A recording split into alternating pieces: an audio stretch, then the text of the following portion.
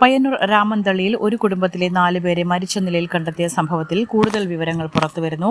കുട്ടികളെ ഭാര്യയ്ക്കൊപ്പം വിടാൻ കോടതി ഉത്തരവിട്ടതിന് പിന്നാലെയാണ് കുഞ്ഞുങ്ങളെയും കുട്ടി കലാധരൻ ആത്മഹത്യ ചെയ്തതെന്നാണ് കണ്ടെത്തിയിട്ടുള്ളത്.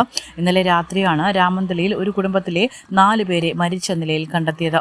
രാമന്തളി വടക്കുംപാട് KT കലാധരന്റെ അമ്മ ഉഷ, കലാധരന്റെ മക്കളായ 5 വയസ്സുള്ള ഹിമ, 2 വയസ്സുള്ള കണ്ണൻ എന്നിവരെയാണ് വീടിനുള്ളിൽ മരിച്ച നിലയിൽ കണ്ടെത്തിയത്. തിങ്കളാഴ്ച രാത്രി 9 മണിയോടെയാണ് സംഭവം. കലാധരന്റെ അച്ഛനും ഓട്ടോ ഡ്രൈവറുമായ ഉണ്ണികൃഷ്ണൻ വീട്ടിലെത്തിയപ്പോൾ വീട് അടച്ചിട്ടിരിക്കുന്ന നിലയിലായിരുന്നു. വിളിച്ചിട്ടും ആരും വാതിൽ തുറക്കുന്നുണ്ടായിരുന്നില്ല.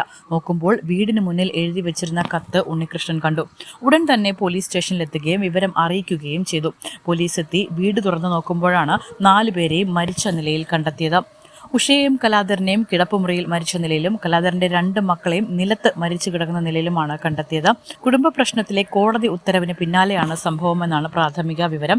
കലാധരനും ഭാര്യ നയൻതാരയും തമ്മിൽ കുടുംബ കോടതിയിൽ വിവാഹമോചന കേസ് നിലനിൽക്കുന്നുണ്ട്. കഴിഞ്ഞ ദിവസം കലാധരന്റെ കൂടെ താമസിക്കുന്ന 2 മക്കളെയും അമ്മയ്ക്കൊപ്പം വിടാൻ കോടതി വിധിച്ചിരുന്നു. ഇതിന് പിന്നാലെ നയൻതാര മക്കളെ ആവശ്യപ്പെട്ടുകൊണ്ട് കലാധരന്റെ ഫോണിൽ ബന്ധപ്പെടുകയും ചെയ്തിരുന്നുവെന്നാണ് ബന്ധുക്കൾ പറയുന്നത്. മരിച്ചവരുടെ പോസ്റ്റ്മോർട്ടം ഇന്ന് നടക്കും.